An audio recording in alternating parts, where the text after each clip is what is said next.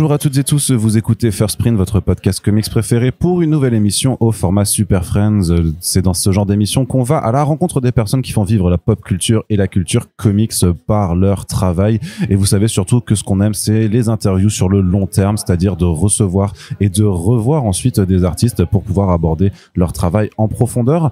On avait reçu Will McPhail en début d'année pour parler notamment de la sortie d'Au Dedans, qui s'était faite chez 404 Comics, depuis rebaptisé avec 404 Graphiques. Et Will McPhail est de retour en France, à Saint-Malo, en cette période d'automne, puisqu'il a déjà reçu le Grand Prix de la CBD pour Au Dedans, et qu'il vient donc pour recevoir le prix en main propre. Et de mon côté, en fait, on avait parlé aussi, si vous vous souvenez, dans cette interview de Sexe et de pigeons, en fait, par rapport aux nombreux dessins d'actualité qu'il fait pour le New Yorker, qui ont été compilés pour une partie dans un bouquin qui s'appelle Love Vermin, que j'ai eu la chance de me procurer dans une librairie parisienne, Shakespeare. Et donc c'était l'occasion à toute rêver d'aller parler un petit peu de ces dessins-là, de surtout la notion d'humour dans le dessin. Et c'est donc ce qu'on va faire en VO avec Will McPhail. Il y a le générique qui se lance et puis on le retrouve juste après.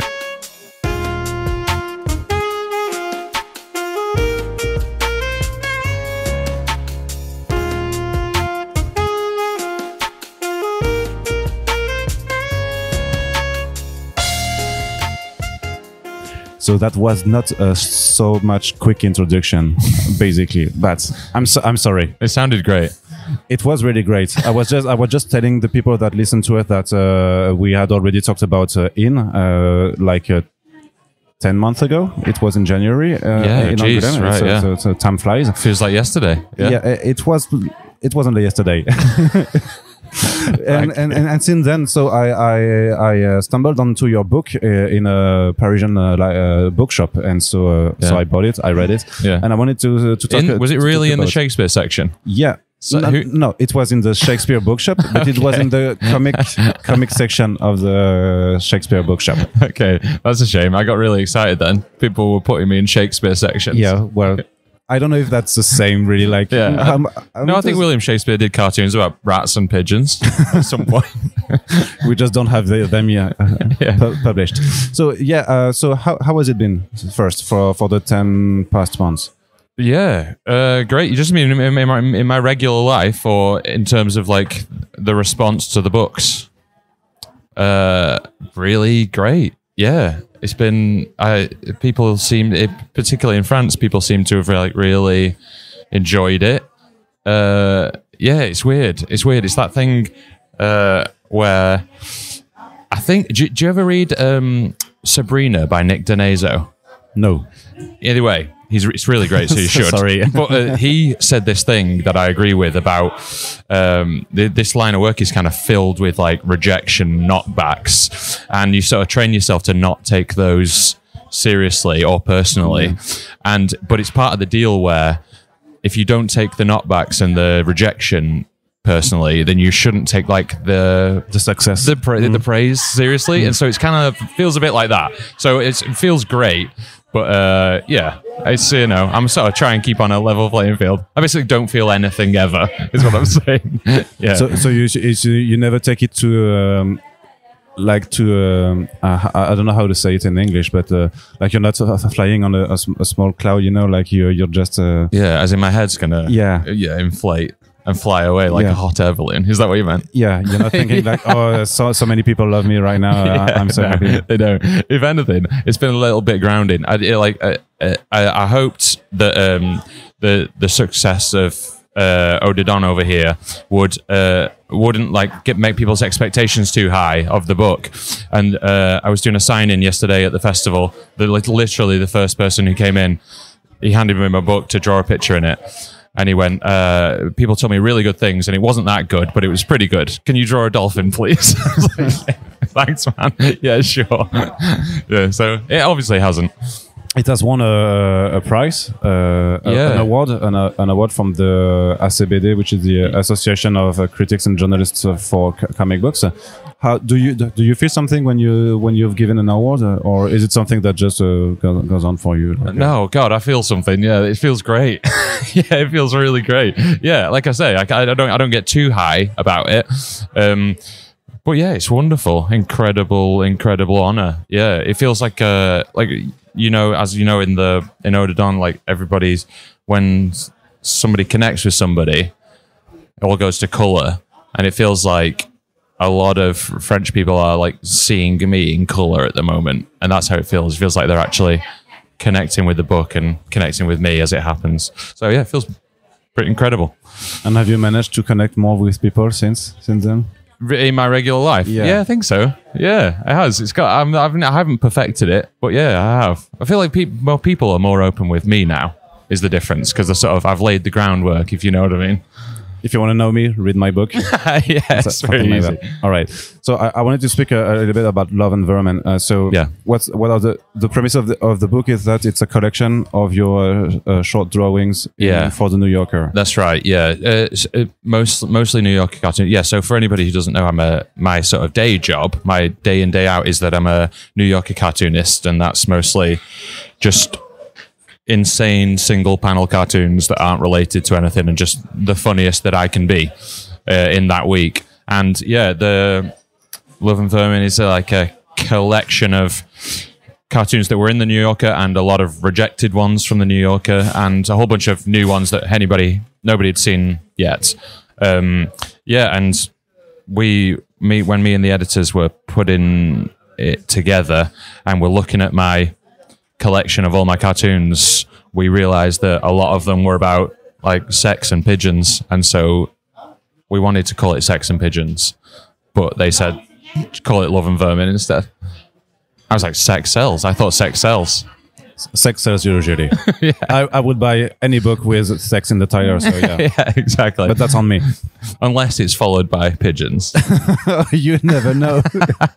You never know what the people like, you know. So yeah, it was mostly about that, and there are, I think, 5 main sections to it. 6, yeah. My Brave Little Opinions, Vermin, Lesser Animals, which is just basically every other animal, Nonsense, Life, and Love. Yeah, and so they're the main sections that I break down. I think we had talked a little bit about that in the previous podcast we did, but can you remind us how you came to be a cartoonist for the New Yorker? How I what? Sorry. How you became a cartoonist for the New Yorker? Oh yeah, I think we talked about it. I was in university. Studying zoology and not listening to my lecturers and just drawing pictures in my notepads, and eventually sort of worked out that my own mental illness could be turned into a job. And so I started submitting cartoons to British magazines, first of all, like Private Eye and New Statesman and places like that, and sort of had always seen the New Yorker as this Everest for cartooning, and eventually sort of plucked up the courage to start just posting off cartoons to them, like writing New York on an envelope and sending it off, and had no idea if it was getting there.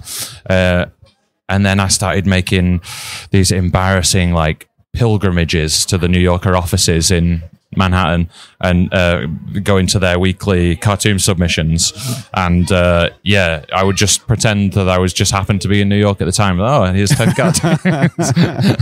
Whereas I'd actually gone specifically for that, and then like Bob Mankoff, the editor back then, would reject them all and then send me away. And but eventually he let me in. Yeah. And do you know what made the difference? No. Did you draw a good cartoon at that time, or? The first cartoon that I sold to them was bad. Really fucking bad.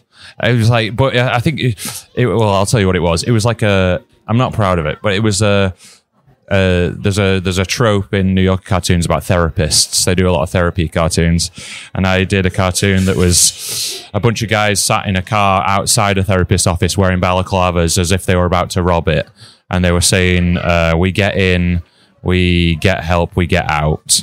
It's a bad cartoon, really bad. And I'd like written therapist on the wall so that they knew it's a therapist. And I was so neurotic about that first cartoon that I was like, can I change the way I've written therapist on there? Because I left too big of a gap between the and so it looked like I'd written the rapist on a wall. I was like, please let me change it. Please let me change it. And they're like, no, it's going. So that's my first one is a disaster. But yeah, it's it's a thing where it's a sort of unspoken thing with the New Yorker, I think, where they have to sort of know that you're serious before they buy a cartoon. So you have to sort of almost prove that you're willing to really go at it. So like you have to like do 50 cartoons for free way to show more. them Way more than that. Yeah, more. Yeah, I'd send 10 a week for. I think it took me like a couple of months to get in, but it takes some people years before they get in. Yeah, it's really competitive.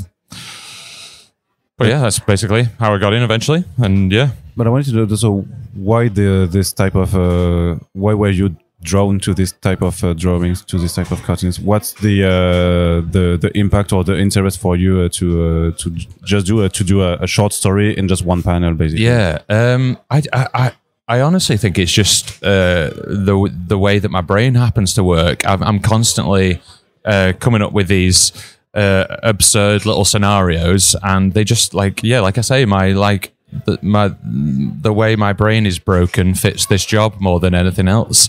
And I've basically got all these mad scenarios in my head, and just New Yorker cartoons are basically just a snapshot of those, and then put on the papers in with the funniest caption you can come up with. So yeah, it just sort of fit my sense of humor and my sensibilities. Yeah. And when you were first published, then you could do you had to do like a cartoon a day for that moment, or no? The way it works is it's like you submit 10 a week, 8 or 10 a week, and then they buy one or not. But with me, most weeks they just buy one, and then the rest are rejects. So yeah, I do 10 a week basically. Yeah, all drawn on a Tuesday, and I come up with all the ideas in the sort of week before that. Just a manic stream of consciousness into a notepad, as you can see. Oh, so see. The listeners won't be able to see this. Yeah. Notepad, but so that's a load of French names there from the signings yesterday, and these are all just me writing all cartoon ideas. Yeah. And so how many of those notepads do you have? Oh, hundreds of thousands. Yeah, there's a lot of them, and they're all like nobody will ever see them. I just saw it. Don't tell anybody. This is the point where I strangle Arno with a microphone cable. Maybe I'll just take a picture. You didn't see it. I just took a picture. So, but that's basically how you try to find also inspiration. Like you're just noting ideas, but I guess you also look from at the window, or you just see what's happening. Yeah. I've come to realize that it's sort of. It's more about like lifestyle choices. Like I say yes to a lot of mad shit, so that I'm in weird areas of life where I can get content from, where I can have ideas. And I've got this weird thing where I really can't. If I want to come up with like a scarecrow idea, for example. I really need to have seen a scarecrow to do it. I can't just be sat at the desk and go, a scarecrow idea. I really need to have like a actual influx of information. So it's a lot of wandering around and just saying yes to things and trying to find inspiration where I can. Yeah. How do you make a cartoon funny? Oh God, that's a big question. That's the biggest I've had. I don't know. Are they funny? Are my cartoons funny? I think they're funny. Okay. It's a hard question to answer because I honestly just try and make myself laugh. That is literally it. And I know that sounds like narcissistic and like I'm a megalomaniac just cackling away at my drawing board on my own. But that is like what I try to do. And I think that's the only way that I'm going to be happy in the long term, because I want to do this for a long time and I won't be able to last if I'm not making myself laugh all the way. Do you know what I mean? I always think of this. I can't remember if we said this in the last interview, but I always think of this Phoebe Bridgers quote where she's a musician and she was talking about these bands who write songs in an attempt to make a hit. And they write songs, and if it doesn't work, then they've just written a song that they don't like, and it isn't a hit. And if it does work, then they write a hit, and they've got to play this song that they fucking hate for the rest of their career. So you've got to just write stuff that you enjoy, and that in my case, makes me laugh. How do you do it? I don't know. It's my sense of humor. I just hope that it shows up. But you're not testing with other people. You're not showing. Not really. This cartoon to anyone? No. Occasionally, I'll do it. I did it with Odadon a lot because it's a bigger, longer arc, and then I sometimes need people to. I show it them and say, "Is this clear?" Do you know what I mean? Can you see what I'm trying to do here? Or like I've just done a piece for the New Yorker that's coming out in this December. That's a 2-page big. Quite sad piece. You'll love it, man. It's quite a sad piece. But I'll show those things to friends and say, "Do you know what's happening here?" But yeah, you got to be sort of selective with who you show it to because some people have different senses of humor, and some people give you advice that isn't necessarily the best for your thing. Like I have this friend who's very sort of good. My friend Gabby, who lives in Edinburgh. She's got a very good analytical brain, and so if I want to know that a cartoon's running smoothly and is making sense, I show it to her. But she's also got a Disney brain, and so she goes, "Yeah, it looks good. You can put that there. It works out there. And then can you have them all hugging at the end?" And I go, "No, that's too much now. You gave me the bit that I want, and now you can go away." But yeah, that's mostly. So in the first section of the books, you're speaking about all your little thoughts about the words, meaning that you're tackling social issues with your drawings. Yeah, my brave little opinions. It's called. Yeah. No, but I wanted to know if because it's not all the books, so you decide at some point that you want to speak about something with a drawing, whereas for another one you'll just make a humor or nonsensical scenes. How do you balance the things? Yeah, it's the my brave little opinions section is basically as close as I come to politics. Really, it's I've done a couple of political cartoons in my entire life, and even those are vaguely political and sort of more social things. But yeah, it's not an active choice that I make. I just, when I'm doing the weekly cartoons, if something has caught my eye in the news, or if I've seen some injustice in the world, I'm just looking at one here about breastfeeding. It's a subway cart in New York of a woman breastfeeding, and a guy next to her saying, "Could you not do that? Keeping babies alive in public makes me really uncomfortable." And that was based on me. I was on a subway in New York, and a lady was breastfeeding, and a guy next to her was just looking at her disapprovingly. And and then it becomes, that annoyed me, and it becomes just, how can I best illustrate that idea? You know what I mean?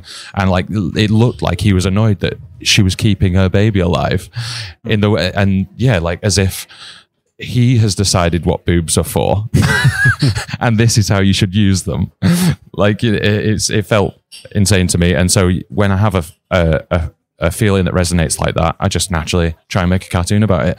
Sometimes it's nonsensical madness, sometimes it's that. Yeah. But so you're not willing to go all the way into political cartoons?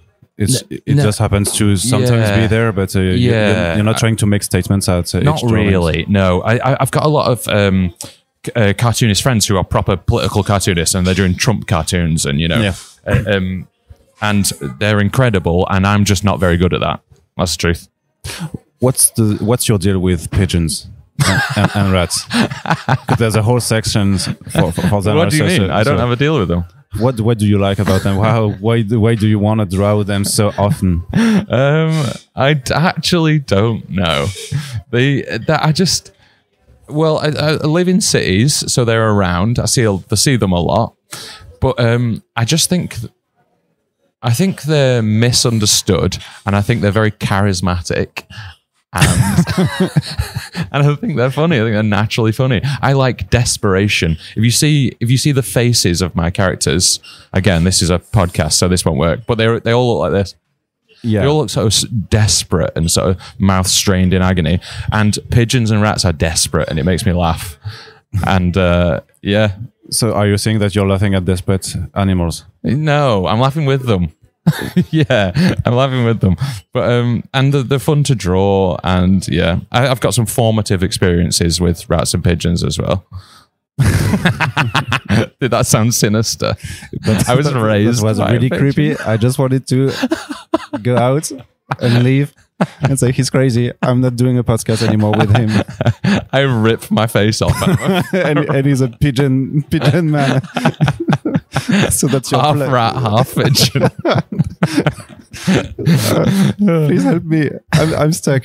No, I'm trying to get back on the race, but it's kind of hard because I'm. No, we're off the rails now. Yeah, I'm just picturing you with the pigeon head, and that's too much. One of the formative experiences was when I first went to New York. In the side of the subway platform that I would regularly go on, I saw a pigeon being pigeon egg. And I watched it from full term growing up into a pigeon and then leaving. And so that felt like a beautiful moment for me. Second one is when I was a kid, my friend Dave had gerbils. Do you know what gerbils are? Hamsters. Okay, yeah. Yeah. I should not be telling you this. But it's too late to back it. He had two hamsters, and we went in. He thought they were two females, and we went in one day, and there were babies there. Like little naked pink baby hamsters, and we touched them. And you're not supposed to do that because it makes the mother like reject the babies because of the scent. Yeah. So we touched them and then went on playing football or whatever, and then came back and the mother was like eating one of the babies like a pineapple. I don't know why I said pineapple, but that was like the size. And like eating it right into its back, and the baby was just like this. And Dave's mum, like we screamed and ran away. And then Dave's mum like threw the entire lot over the garden fence. And then she was like, and then we went on playing her and everything. And then I honestly remember, I can't remember. It sounds so cartoonish in my brain, but this really did happen. Dave's mum, Diane, was like washing up, and we heard like a plate smash on the floor. And she looked up, and all the baby rodents were crawling back up the lawn like little zombie hamsters. This just turns into a horror movie. Back up towards us. So yeah, that's why I'm so fucked up. Okay. Speaking also about the colleague, no. Okay. Let's talk about something else. Speak about the baby hamster, the baby zombie hamsters. But you could make a story about that. That was me introducing my next graphic novel, Zombie Hamster Babies. So when you're doing the book Love Vermin, I guess you have to choose from all the cartoons you did, and you have to also do the different sections in terms of thematics. Are you doing that by yourself, or are you working also with an editor to get also like what are the best cartoons that I can put, and that can also be like a more intemporal, like not linked to the actual news, that because if you wanted to read it in 2020 or 2025, it should be as relevant. Yes, yeah, they don't date. No, I didn't do it by myself. I had the editors at the magazine help me, and it was a lot of my cartoons are like clear favorites, and so they all had to go in. But yeah, it was a team effort basically. I showed them all the ideas, and they were like, "These are the stronger ones. These are the sort of ones that little particular ones that you love, but aren't necessarily as popular." So there was a bit of to and fro with those ones. Do you have to fight? A little bit sometimes. I like there's a section in the book that is nonsense. Yeah. And they're my favorite ones. But aren't necessarily the most popular ones. And so I had to fight to get a lot of those ones in. But yes, a team effort, and probably my most widely shared and most popular cartoon is one called Lady No Kids, which is this lady following a goose, and it doesn't make any sense, but it's funny, and it's my most popular one. And so we decided to do a sort of an extended version of that at the end of the book to sort of carry her story on a little bit. But yeah, it was all a discussion with the editors. Yeah, because there are some short stories that are not just on one panel. So, but were they actually published as short stories, or did you like the final one get to? I think most of the other ones were published. Yeah, there's the one that springs to mind is the one there's one with a lady filling cracks in her ceiling. Yeah, and she starts filling every cracks, and eventually starts filling the cracks in her face with this sealant. And yeah, they ran in the New Yorker, so yeah, they were all already existing. Okay, and are you planning on doing a second one, because I guess you've got a ton. Sorry, a second book like that, because you've got a tons of cartoons that were also rejected. Yeah. So my no offense. None taken. Yeah, maybe. No, because you could do just like the book of rejected cartoons also, you know. Yeah. There actually is already a thing called the Rejection Collection, which is New York cartoonists' rejected cartoons. Oh, okay. But yeah, maybe. Like part of the reason that I wanted to do this was that I grew up with Calvin Hobbes books. Yeah. And you're quoting Calvin and Hobbes at the beginning. Yes. Yeah, there's a foreword from Bill Watson, or not from Bill Watson, but a quote from Calvin Hobbes. And I loved those collections that I would get every Christmas that were just a collection of cartoons. And so there was something like nostalgic and romantic to me about having a collection of my own cartoons, because it felt like I was doing the same thing that Bill Watson did. So yeah, maybe I'll keep going. All right.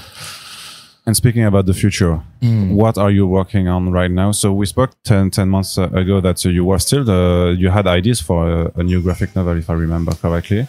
Yeah. Did you lie at that time, or was it the truth? No, I did. I did, but it's too vague to talk about, and I'm toying with the idea of it not being a graphic novel and just being a novel. Oh, no pictures, if you can believe pictures. It. Yeah. But I'm telling too many people about this now, so I'm going to have to do it. But yeah. Especially if it's on the record. Yeah, too late. Yeah, it's on the record. So yeah, I'm trying to do that, but it might take forever. I'm realizing that for the longest time, I thought that just writers and directors had it easy because they can just like write, you know, Angela walks into the room and sits on a chair, whereas I would have to recognizably draw Angela every time. But I'm realizing that writing's hard as well. And that when I'm doing the graphic novels, I can sort of switch my brain off while I'm drawing Angela. And there's no version of that with writing a novel. Like every word takes every bit of my concentration. Like each word doesn't equal a pencil stroke, if you know what I mean. It feels much harder. But yeah, I'm writing a book about Angela sitting on a chair. 200 pages of just Angela sitting on a chair. And in the end, it wasn't a chair at all. It was a desk. What? In the end, you were the chair. You were just mindfuck. So you're still going you're still working for the New Yorker. You're still doing. I'll do that for the rest of my life. Yeah. All right. Yeah. Thank you very much for your time, Will. Thanks, Arno. I think we'll speak another time if you happen to do that graphic novel and not just a novel. But maybe I'll try to read a novel. Yeah. Okay. If you do it. Yeah. Thank you.